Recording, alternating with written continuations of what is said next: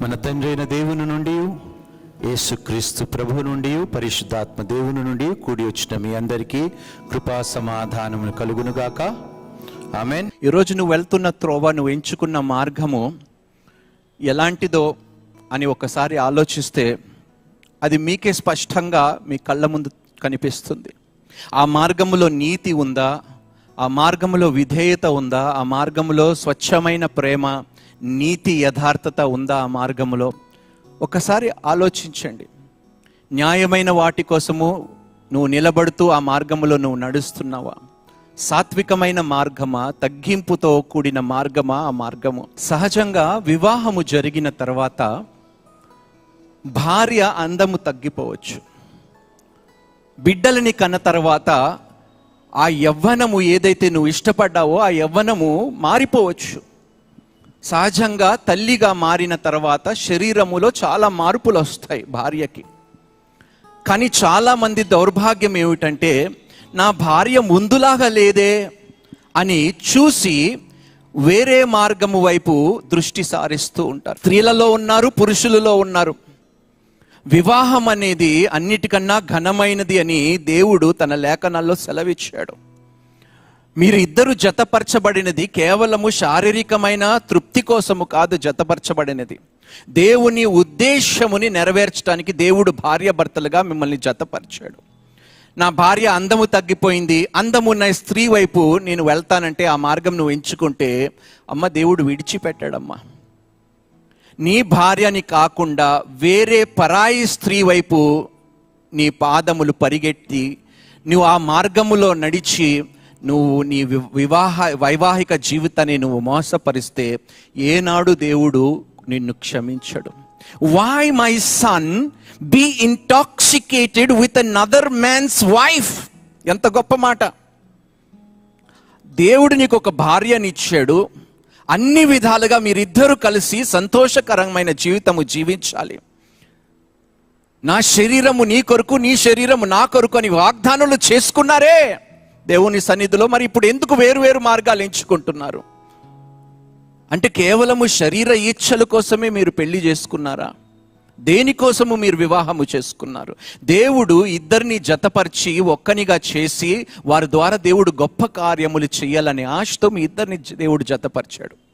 నా రూటు వేరే, నీ రూటు వేరే, నీతో నాకు పని లేదు, వివాహము చేసుకున్నాను కాబట్టి నీ మొహానికి రోజు నెలకి ఎంతో కొంత పడేస్తాను, నేను వేరే మార్గం ఎంచుకుంటానంటే అలాంటి దౌర్భాగ్యమైన స్థితిలో ఎవరు ఉండకూడదని నేను బ్రతిమాలుతున్నాను. ఇష్టం వచ్చిన మార్గాల్లో మీరు వెళితే అది నాశనానికి దారి తీస్తుంది అని మీరు జ్ఞాపకము చేసుకోవాలి. ఈరోజు ఎంతమంది ఇచ్చిన వాగ్దానానికి లోబడి ఆ మార్గములో నడుస్తున్నారు? పెళ్లి మార్గములో ఆ దేవుని సన్నిధిలో అదే అంటున్నానండి, దేవుని యందు భయము లేదు కాబట్టే ప్రమాణాలు చేసేస్తున్నామండి మనం.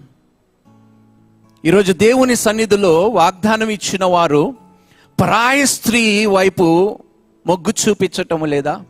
ఎంతమంది నాకు మెసేజెస్ వస్తాయండి, నా భర్త నన్ను కాకుండా వేరే స్త్రీ మార్గానికి వెళ్ళాడు, నా ఇంటి దారి మర్చిపోయి రాత్రులు మా ఇంటికి రావటం లేదు, వేరే దారికి దొడ్డి దారి వెతుక్కొని వెళ్ళాడు బ్రదర్ అని ఎంతమంది ఆడపిల్లలు ఏడుస్తూ, అన్నా ప్రార్థన చెయ్యన్నా, తిరిగి నా ఇంటి మార్గము నా భర్తకి చూపించు అని ఎన్ని చెల్లెళ్ళు, సహోదరులు నన్ను అడుగుతున్నారు.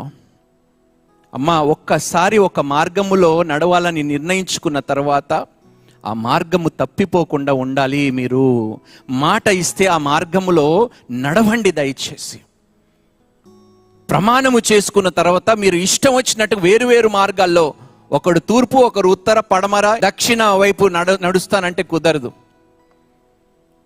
దేవుడు మీ ఇద్దరిని తన ఉద్దేశము కోసము జతపరిచాడు.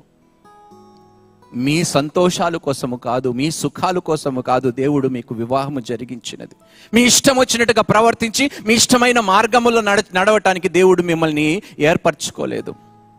అమ్మా, వివాహాన్ని పాడు చేసిన వారిని దేవుడు విడిచిపెట్టాడండి. జాగ్రత్తగా ఉండండి. For your ways are full view. నీ ప్రతి మార్గమును, నువ్వు నడుస్తున్న ప్రతి త్రోవను దేవుడు చూస్తున్నాడు.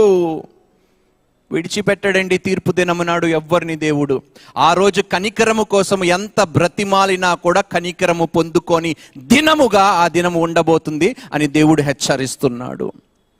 నేను ఏర్పాటు చేసిన మార్గాన్ని విడిచిపెట్టి మీ ఇష్టానుసారమైన మార్గము ఎంచుకున్నారు కాబట్టి తగిన ప్రతిఫలం మీరు పొందుకున్నారు అని దేవుడు ఆ రోజు చెప్పబోతున్నాడు. నీ త్రోవని పరీక్షిస్తున్నాడు దేవుడు.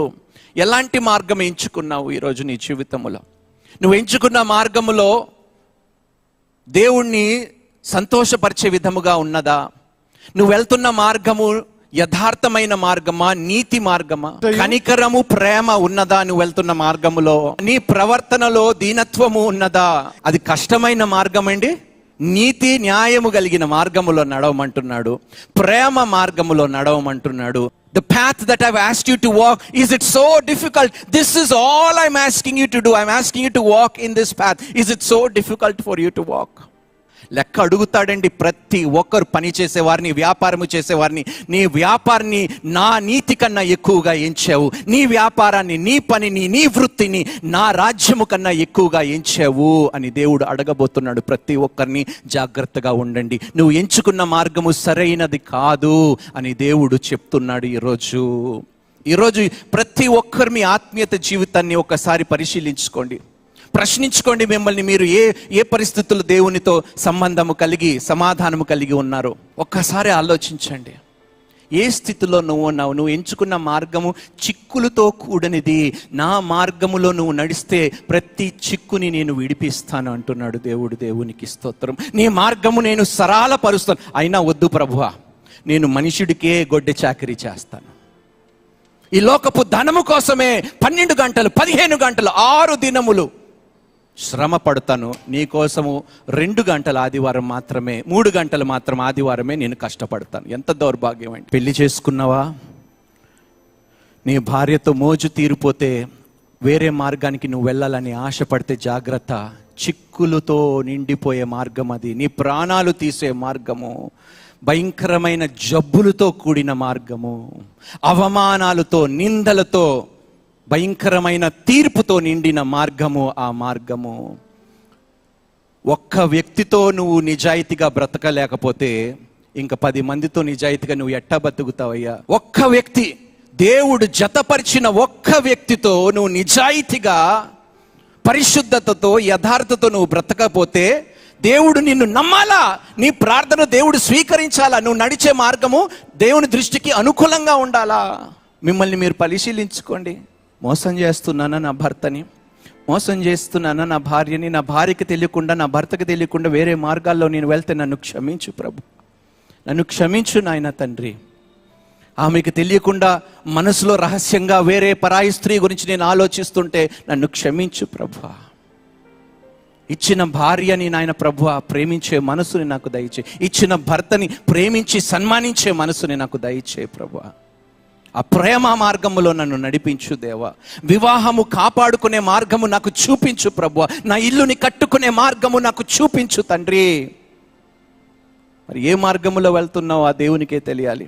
ఈరోజు దౌర్భాగ్యం ఏమిటంటే ఇన్ని చిక్కుల్లో పడిపోవటానికి కారణము క్రైస్తవులైన మనము వాక్యాన్ని నిర్లక్ష్యము చేయటం వలనే చిక్కులలో పడిపోతున్నాం ఈరోజు మనము.